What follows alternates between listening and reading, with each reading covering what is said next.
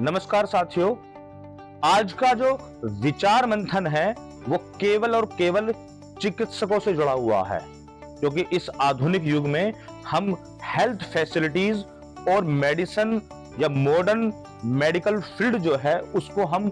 बहुत ही हाईटेक बनाना चाह रहे हैं और ऐसा हम सोचते हैं कि हम बहुत एडवांस हेल्थ फैसिलिटीज अपने पेशेंट्स को या रोगियों को दे रहे हैं। लेकिन यहाँ थोड़ा सा चिकित्सकों को यह ध्यान रखने की जरूरत है कि अगर वो छोटे छोटे से टूल्स को अपना लेते हैं तो वो अपने क्षेत्रों में और भी बेहतर मरीजों को परिणाम दे सकते हैं या मरीजों को और भी जल्दी ठीक कर सकते हैं। यहां पर मैं एक छोटे से उदाहरण के माध्यम से सभी डॉक्टर्स का ध्यान केंद्रित करना चाहता हूं। कोई भी चिकित्सक इसको अन्यथा ना ले, क्योंकि कुछ सच्चाइयां ऐसी होती हैं जिनको हमें जानना चाहिए और उनको अपनाना भी चाहिए और उनको समझना चाहिए कि इसमें हम और बेहतर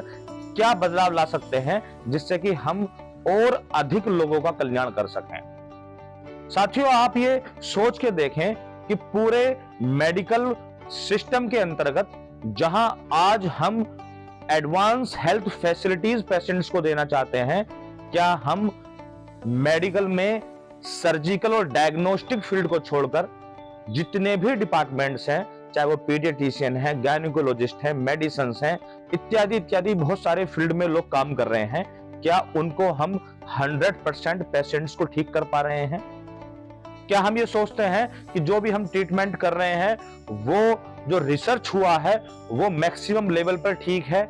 मेरे विचार से अभी बहुत कुछ खोजा जाना बाकी है।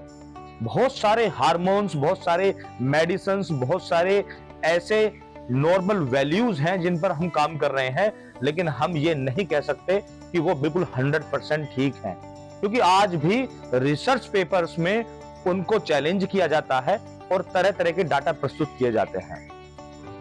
साथियों, मैं एक छोटे से उदाहरण के माध्यम से आपको समझाना चाहता हूं कि अगर मैं केवल और केवल ऑपरेशन थिएटर और इंटेंसिव केयर यूनिट यानी कि आईसीयू में अगर लोगों को देखता हूं, तो एक आईसीयू जिसके इंचार्ज एक पढ़े लिखे चिकित्सक हैं यानी कि एमडी मेडिसिन या डीएम हैं, और उनके अंडर में डायबिटीज, कार्डियक, स्ट्रोक या फिर किडनी फेलियर के पेशेंट हैं, तो वहां प्राय आप ये देखेंगे कि सेम एज ग्रुप के सेम डिजीज के पेशेंट को एक ही चिकित्सक ट्रीट करता है, लेकिन 100% रेट वहां नहीं होता। कुछ पेशेंट वहीं पर जिनकी डेथ हो जाती है, कुछ पेशेंट ऐसे होते हैं जो क्योरेबल नहीं हो पाते हैं और कुछ पेशेंट्स को रेफर कर दिया जाता है।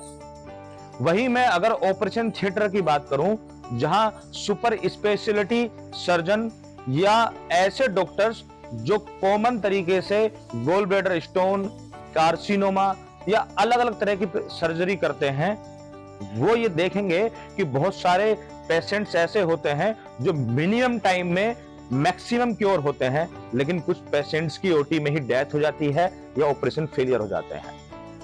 तो साथियों, इसके पीछे क्या कारण है कि जहां हम एडवांस हेल्थ फैसिलिटीज होने के बाद भी अपने पेशेंट को ठीक नहीं कर पाते हैं?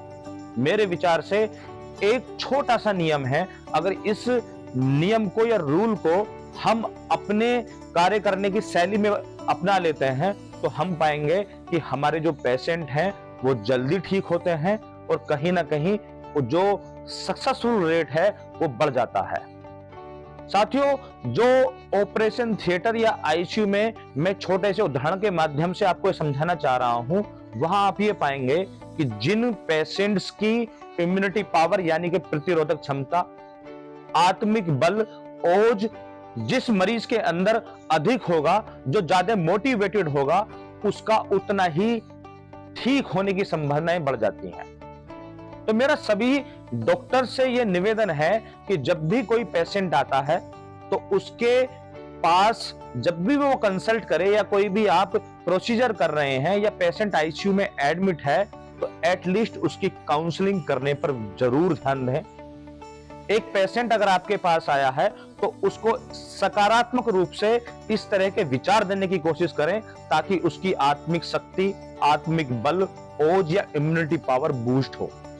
क्योंकि जिस पेशेंट का आत्मिक शक्ति या आत्मिक बल या मनोबल टूट जाता है, उस पेशेंट के इम्यूनिटी पावर धीरे धीरे कम होने लगती है, या उसके अंदर जो जीने की जिज्ञासा है कहीं ना कहीं वो कम होती है।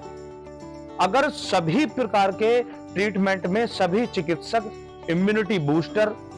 सकारात्मक काउंसलिंग और अपने पेशेंट को थोड़ा सा आत्मिक और मनोबल बढ़ाने का प्रयास करते हैं, तो मैं समझता हूं कहीं ना कहीं हम ऑपरेशन थिएटर में, आईसीयू में और बेहतर अपने ट्रीटमेंट देकर अपने मरीजों को ठीक कर सकते हैं। आज के विचार से किसी भी चिकित्सक या चिकित्सा जगत से जुड़े किसी व्यक्ति को आघात पहुंचाना मेरा उद्देश्य नहीं है। बहुत सारे चिकित्सक ऐसे भी हैं जो अपने अपने क्षेत्रों में बहुत ही सुंदर कार्य कर रहे हैं और अपने क्षेत्रों में ये कोशिश कर रहे हैं कि कैसे अधिक से अधिक मरीजों को ठीक किया जाए, लेकिन मरीजों की बढ़ती संख्या या जो फैसिलिटीज हैं वो कम होने के कारण कहीं ना कहीं जो डॉक्टर्स हैं वो इन छोटे छोटे सूत्रों पर ध्यान नहीं दे पाते हैं, जिसके कारण मरीज देर से ठीक होते हैं या फिर उनकी डेथ हो जाती है। तो मेरा सभी से निवेदन है कि इन फॉर्मूलों पर या ये जो बेसिक नियम्स हैं उनको अपनाकर अपनी प्रैक्टिस को अच्छा कर सकते हैं और लोगों का कल्याण कर सकते हैं।